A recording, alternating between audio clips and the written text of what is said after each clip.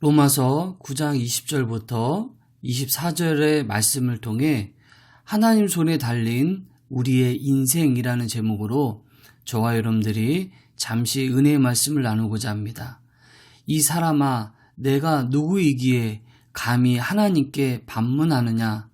지음을 받은 물건이 지은 자에게 어찌 나를 이같이 만들었느냐 말하겠느냐? 토기장이가 진흙 한 덩어리로 하나는 귀히 쓸 그릇을, 하나는 천이 쓸 그릇을 만들 권한이 없느냐?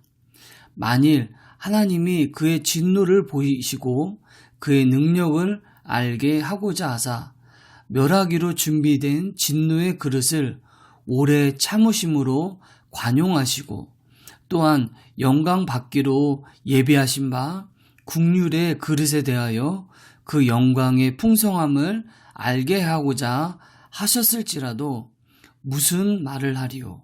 이 그릇은 우리니 곧 유대인 중에서 뿐만 아니라 이방인 중에서도 부르신 자니라. 아멘. 하나님은 당신의 능력을 보이기 위해서 낮고 천한 그리고 미련한 자들을 택하셔서 사용하시고 큰 일을 이루십니다. 골리앗을 쓰러뜨리기 위해 다윗의 손에는 작은 돌 하나가 쥐어져 있었고 이스라엘 민족을 구하러 나아가는 모세의 손에는 낡은 지팡이가 쥐어져 있었습니다. 블레셋으로부터 이스라엘 민족을 구하러 가는 삼손에게는 당나귀 턱뼈가 손에 쥐어져 있었고 여리고 정복을 도운 기생 라합의 손에는 밧줄이 있었습니다. 아무리 천하고 작은 것일지라도 하나님의 계획 안에 있다면 귀하게 쓰임받습니다. 여러분의 손에는 무엇이 들려져 있습니까? 현재 자신이 갖고 있는 것들을 하나님은 사용하실 것입니다. 그리고 우리의 작은 헌신을 통해 큰 일을 이루실 것입니다.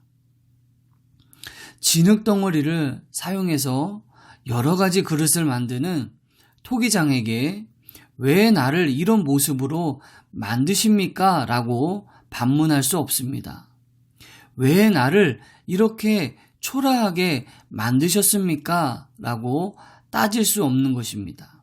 그것은 토기장이의 마음이며 토기장이는 각각 토기의 모습을 계획하고 있을 것이기 때문입니다. 지음받은 피조물이 무엇을 안다고 속단해서 내가 가진 것 갖고는 하나님을 위해 아무짝에도 쓸 데가 없어요 라고 주장할 수 있단 말입니까? 다 이유가 있어서 반드시 쓰임 받을 곳이 있기 때문에 지으신 분이 그렇게 지은 것이 아니겠습니까? 심지어는 멸하기로 준비된 진노의 그릇조차도 오래 참으심으로 관용하셔서 하나님의 영광의 풍성함을 위해 사용하십니다. 모세의 미디안 광야 생활 40년은 그야말로 불필요한 시간으로 생각될 수 있습니다. 왜냐하면 살인한 후에 전과자의 신분으로 도피한 곳이 그곳이었기 때문입니다. 거기서 그는 양치는 것 외에는 아무것도 하지 않았습니다.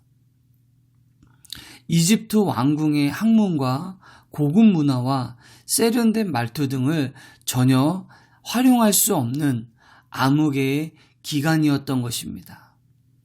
이런 생활을 40년 동안 했다면 왕궁의 문화를 경험했던 모세에게는 실로 무의미한 시간이었을 것입니다.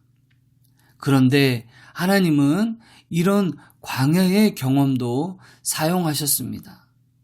이스라엘이라는 무지한 양들을 인내하며 이끄는데 하나님은 모세의 광야 생활의 경험을 사용하신 것입니다. 광야에 들어가니 이스라엘 민족도 양과 또한 짐승과 똑같이 배고프다고 원망, 불평하고 목마르다고 불평했습니다. 춥다고 불만, 덥다고 불평했습니다. 예전 이집트 왕궁 시절의 모세였다면 이런 생활을 당장에라도 때려치우고 말았을 것입니다. 그러나 전혀 말이 안 통하는 대상과의 소통을 위한 인내의 나날들을 40년 동안 보낸 모세는 훌륭하게 그 일을 감당할 수가 있었던 것입니다. 하나님은 우리의 경험과 배경을 다 사용하십니다. 별 목적 없이 훈련한 작은 재능일지라도 하나님께서는 계획 가운데 다 사용하십니다. 아무리 부정적이고 어두웠던 지난 과거까지도 하나님은 그분의 선한 계획을 위해서 사용하실 수 있습니다. 아무리 작은 내 손안에 들려진 것일지라도 하나님 앞에 내려놓으면 그분의 뜻대로 선하게 사용될 줄 믿습니다. 아멘. 기도하시겠습니다. 연약하고 부족하지만 주님께서 사용하실 수 있도록 인내하게 하시고 믿음의 삶을 살게 하시고 기도하는 삶을 살 수 있도록 헌신된 믿음으로 순종할 수 있도록 성령의 충만함과 은혜를 부어 주시옵소서. 예수님의 이름으로 간절히 축복하며 기도합니다. 아멘.